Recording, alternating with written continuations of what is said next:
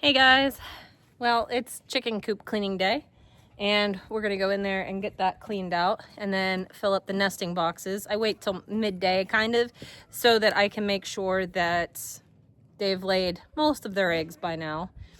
I've already sold 3 dozen eggs this morning, which was nice. So time to go in here and clean them out.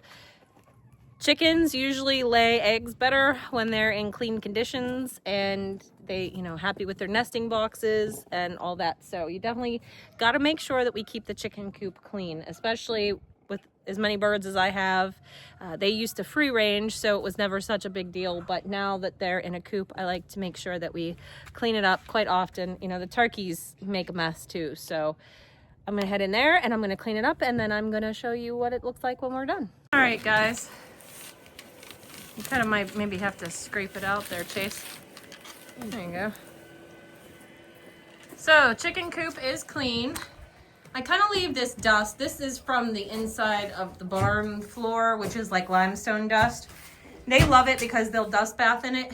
We also have some from the barn cleaned up in that bin. And, oops, sorry. And in that one there. Because they dust bath in that. Chase fills these up every morning. So this is what you want to see. By the end of the day, you still have chicken food in your feeders. That's what you want. And yeah, I mean, at some point I need to come in here and pressure wash that wall. What's she doing? I think she's looking like she's wanting to get up in there and lay an egg. No, not her. No, watch. There you go. She was gonna go out, little sneaky turd. Here's our nesting box wall over here. Get out that way. Go on. You're bad. Our nesting box wall, and this is the most important thing if you want nice clean eggs like this. This is not washed. This is just fresh out of the box. You got to make sure you keep... She is being bad. Get past the turkey. Anyhow, you got to make sure you keep your nesting boxes nice and full. They're going to empty them every day. That's just what they do. That's who they are as people. All right, we're going to go out because she's just going to keep being a pain in the butt. But, good night. What's that rooster's name? Is that chicken nugget or chicken tender? That's fried chicken. Oh, that's fried chicken. He's pretty. We hatched that one. Mm-hmm. That's one of, We also hatched her. Which one? Her. Oh, yeah. But she hasn't grown at all. And we hatched that one, too. Didn't we? That blue one? And we also hatched her. One thing we didn't hatch is this abomination. That is, we just call him meat bird rooster. And my husband was here. Well, he was little. Yeah. When we went to butcher this batch, he was real little. And so, oh no, Chase, oh no. Go get her.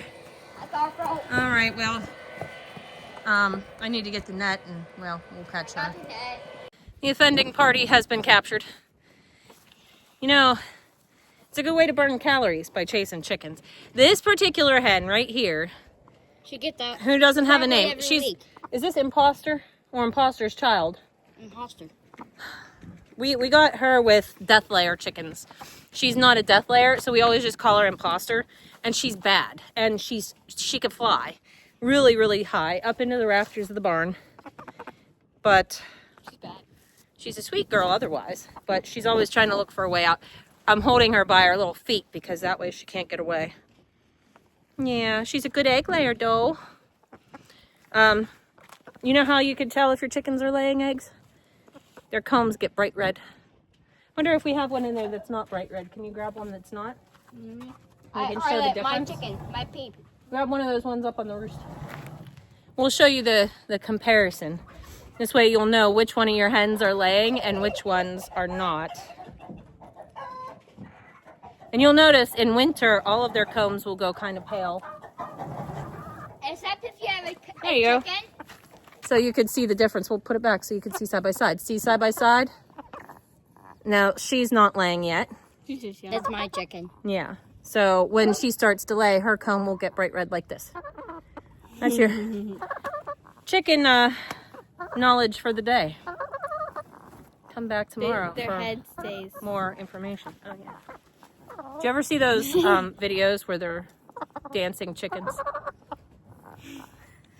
Anyways. Now we were talking about that meat bird rooster. He was just too small and I didn't feel like butchering him at the time. So we kept him and just turn him loose with the flock.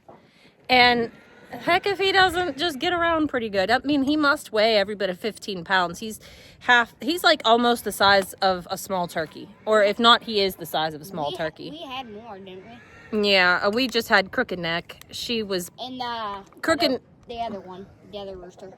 Yeah, Crooked Neck was just when she grew, her neck looked like it had broken half. She didn't survive winter. Meat birds, the Cornish cross that you'll see at the Tractor Supply, the Rural King or whatever, they're meat birds and they're not meant to live a long life. Like their bodies get far too big for their legs, for their hearts, and most of the time they're gonna die before they're a year old just because of how they are bred. They die like 8 months. Yeah, and they also typically do not reproduce. Now, we've actually seen meat bird rooster here hop on some hens. And we've also seen meat bird hen lay a few eggs before. Yes. Yeah, so it's not impossible, and that's why I don't mind keeping him, because I figure that's another form of self-sustainability, is being able to hatch your own meat birds. They do grow out a lot faster, and they do give you a much nicer carcass. It's not gonna happen. Yeah, I don't think so. Well, that might haven't incubated anything in quite some time.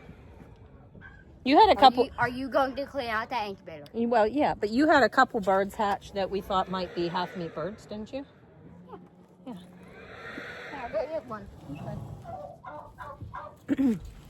The chickens are very much Chase's deal. Like, he's in charge of feeding them, watering them. He's in charge of collecting eggs. I mean, we all collect eggs, but when we have new peeps, he's in charge of making them friendly and whatnot. You'll very often find Chase just like hanging out in the chicken coop with the peeps with them. What's that? No, you're good. You'll catch Chase with just like his peeps sitting on his shoulders and his head. Oh no, this isn't meat bird. This is she's a Brahma. She looks like one. She's fat. We hatched her. No, we didn't hatch her. Yeah, we did. She was in mine. She was in my batch. She was, yeah, but she's one of the ones that Daddy bought. See, she got feathery feet. Yeah, no, she's a Brahma. Brahmas do get big. We have all kinds of different chickens. We usually just hatch our own, but sometimes we'll buy some. I think they're like the chicken tender, chicken nugget, those guys. Most of these chickens also have names, even if they're very generic names like red and blue. Most of them have names, which is so funny. We've had several Aracanas named Copper and stuff like that. But he's going to find some chickens. I'm going to go dump the manure cart.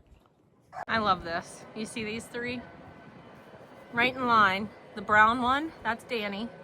She's the mother/grandmother. The one in the middle is Bridget. That's Danny's daughter. And then Scotty is Bridget's daughter. So it's grandmother, mother, daughter. Here's the other daughter. She's got some sort of a fungus we're treating her ears and eyes for. So, yeah. I gotta paint the barn this year. The goat's done a really great job at chewing the sides off. These four always hang out together. It's so cute. I've gotten to the point where I'm gonna keep my good producers and I'm getting rid of all the ones that don't produce me anything. So there'll be some thinning out done here and there. I wanted to come down and get the mail, but I didn't show you guys the rest of my farm stand. So I got a locking mailbox, and I have my egg sign that I put up when we have eggs in the cooler, which is, oops, sorry, Chase. The cooler is right down here on the bottom shelf. And then up here, if I overbake and I give away bread, I put it in here, and I'll have vegetables in here as well. Cute little sign.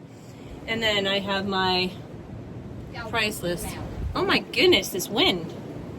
My pricing list, which I can change. So this wind is ridiculous, and I will show you a picture as to probably why that is so right here. Okay. I wish they would stop spraying like they are. It was a beautiful sunny day, and if you look at the sky, it's like so overcast. They're blocking out the sun. intentionally. I'm telling you. I wish, you know, I seen that RFK today has, I can't remember what it's called. It's for infant formula. He is making sure that all the heavy metals and chemicals they put in infant formula are being removed, and he's got it on a fast track to get it done like really fast. But I really wish somebody would get to the bottom of all this spray they're putting in the air. Chase, do you see that big, I seen it in the morning. One above you. there's a streak that comes down from the sun. Look above you. I know, yeah. I got a picture of all the little hashtags in the sky earlier. It's really crazy, and it makes me really wonder what this year's weather is going to look like. Last year we had that unreasonable drought. Hadn't seen anything like that in a while.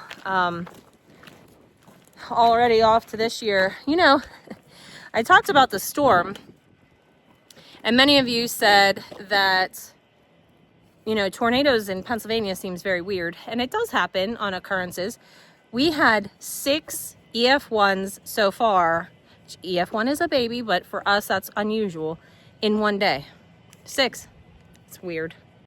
All right, so I had told you guys before that I'm going to try to make a really creative fence for my big garden, and that's going to require that I use this. So my son Caleb got this for Christmas. It's a little handheld, oops, that's locked. Yeah, a little handheld chainsaw. It's really, really cool. He has one already. He has a still. So he was like, do you want to use this one? Do you want this one? And I was like, heck yeah, I want this one. So it's not perfect. Oh boy. You know, of course it's leaking oil. That's fine. If it's leaking oil, that means it has oil. All right. That's fine. This stripped. You know, it's still like a little Temu deal. Anyways, this is the kind of tree that I want right here. And there's a couple of them here. So I'm going to start cutting them. That way I can see what I'm going to have as far as a fence goes. So I think the first thing I want to do.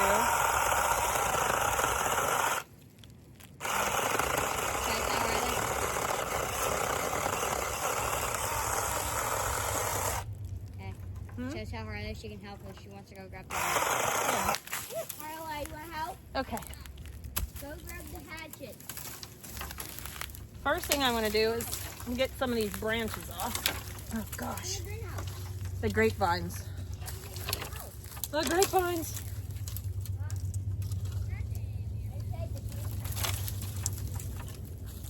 Okay.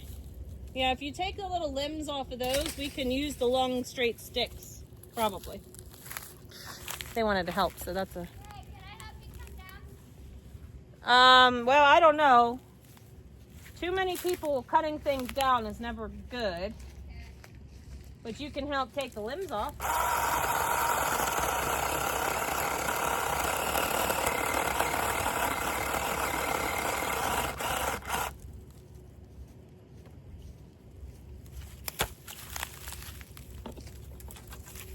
All right.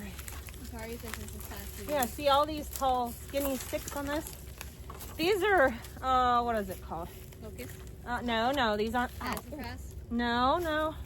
These are, give me a sec. Sumac trees. Sumac. And I don't know how, like, long they'll hold up. And I really hope these are just wild grapevines that I'm taking off and not poison ivy, because I'm going to be in a world of hurt. Anyways, these long ones are super flexible. So if we could take those off, I can use those in the fence. This fence is going to take some time to get put together. Careful we don't take out the phone there. All right. Ooh, where's Caleb's? Yeah, no, I don't know where Caleb's is. But we don't need the more than a couple We're gonna people. say to cut these limbs off.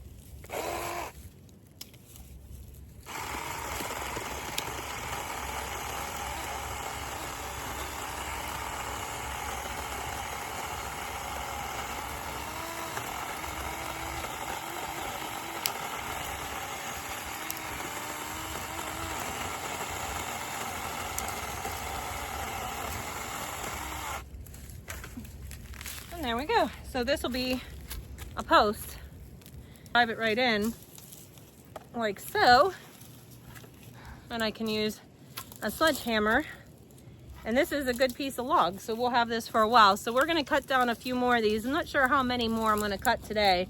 I'm just gonna start stocking up, you know, and see what I can come up with. I got plenty of these little trees. These things, they grow super fast. Like you'll have no trees and then all of a sudden these things are like invading. They're kind of like a weed in my opinion. In fact, I used to call them tree weeds because they just pop up everywhere and grow like a weed. So I'm gonna cut down some of these. I also have some locusts. So if I have locusts that's about the same size, maybe a hair smaller, I'm gonna use those too because locusts will last forever. So yeah, I'm just gonna cut down a couple of these and I'm manually taking that one. and then that's probably gonna call it quits for the day. I got another one right over here. Oh.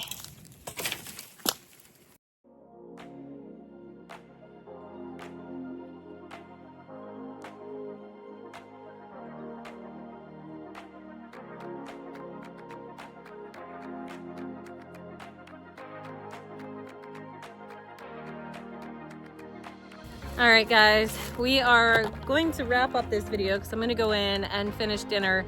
We're going to go for a horseback ride after dinner, I think, because the weather's beautiful. It's 76 degrees and it is a bit windy, but that's okay. We're going to go for a nice ride and enjoy the weather because it looks like the weather is going to dip back into the cooler temperatures. So this is going to be the last really nice warm day for, I don't know, a little while. Oh, I threw that one away. It's broken. I took down a tree with my bare hands. Yeah, this brute got the tree completely knocked down. They're learning how to use little hand chainsaws. I use my hands. Yeah, you can. We got a good many things cut down, so that's good. It's a start. We have a lot of trees to cut down. Like what, 4 posts? Yeah. Those are. Yeah, some cross bracing, and then if I want to do the wattle fence, you know, with a little weaving in and out. We'll see.